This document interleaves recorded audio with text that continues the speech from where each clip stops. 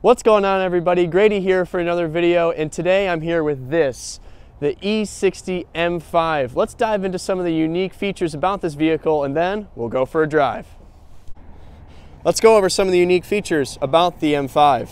So for this generation, BMW incorporated a naturally aspirated 5-liter V10, pushing 500 horsepower. Up front, you're going to find these very nice projector headlights with very, very pretty angel eyes here. Coming around to the side, of course, we all know the BMW M5, 4-door, super sedan, 200 mile/hour top speed, de-restricted.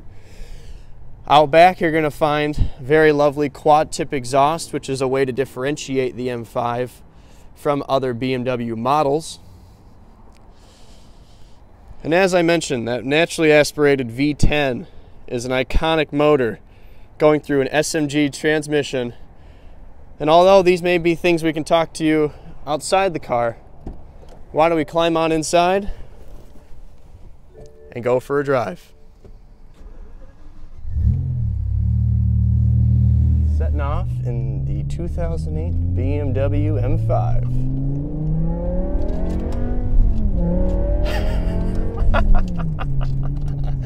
Oh, I forgot how awesome that powertrain is. Woo, it's smooth. It's very smooth. 108,000 miles on that is awesome. That's awesome. Original rod bearings, throttle body actuators. I bought the car with 82,000 miles in it. So, it's been pretty well taken care of. That's awesome. Hey, so this is my buddy Ralph. He's the owner of this M5. And we're just kind of going through everything, talking about all the different attributes of this vehicle. I mean, it is, I did a review on one of these a while ago. Oh, I forgot how fun they were. I mean, that was just rolling into it with a little bit of throttle and boom. And it just, 400 horsepower. Oh, yeah, it sounds so good. I forgot about that. It's still very quiet, all things considered. I mean, so it's what, a seven speed? 7 speed, okay, that's what I remembered. Yeah, it's still lovely. Like, it's very comfortable. Makes a little adjustment on the seat here. But I love how the bolsters hold you in tightly.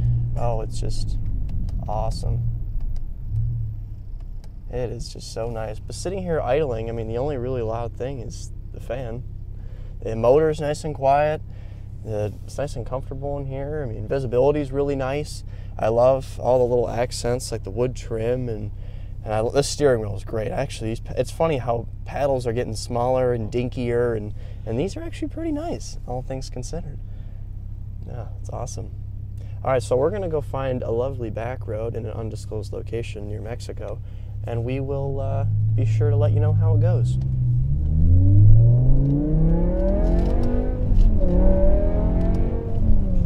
This one straight all the way down.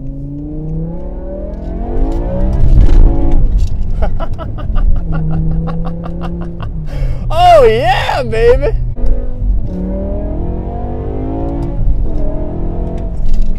Woo! Display.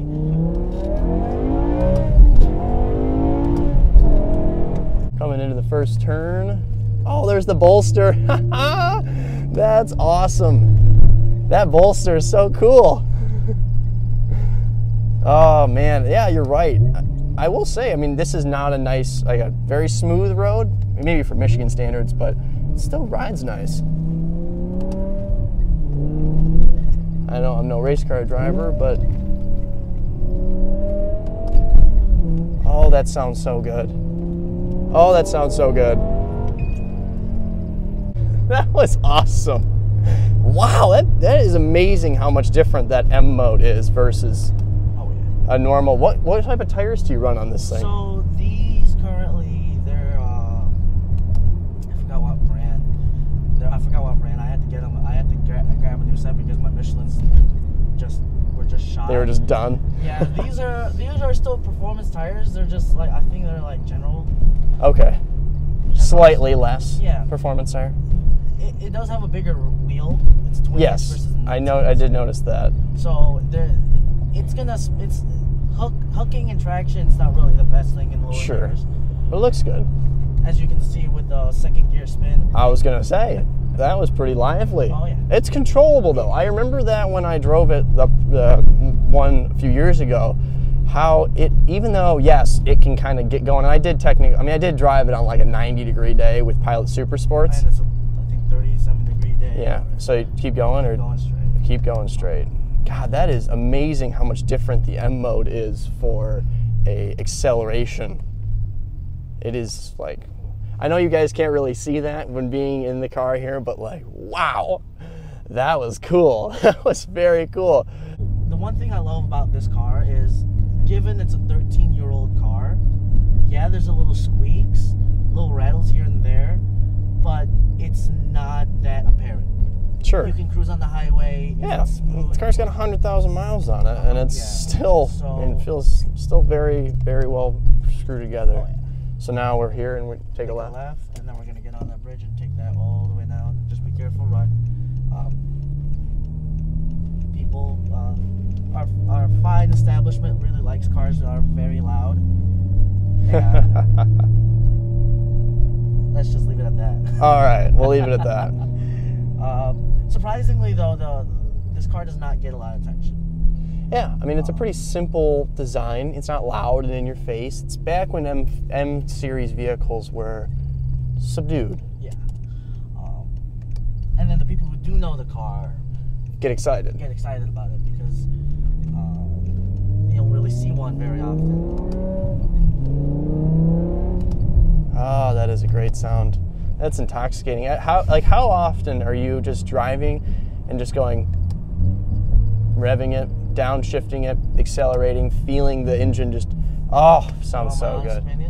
All the time. All the time. All the time. All the time. All the time. That's how it should be. I mean, unless you're in Royal Oak, but then something like this, you don't go to Royal Oak. Sure. Yeah. And for an experience like that, you just go somewhere else. Oh, yeah. Sure. But, I mean, cruising around town, it's very subdued. It's very subdued. It's very BMW 5 Series. It's even with the little minor exhaust modifications you could do to the car. Sure.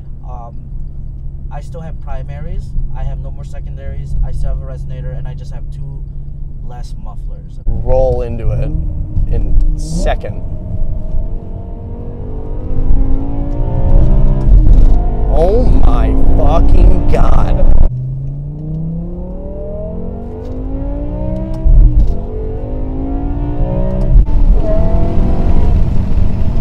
Woo!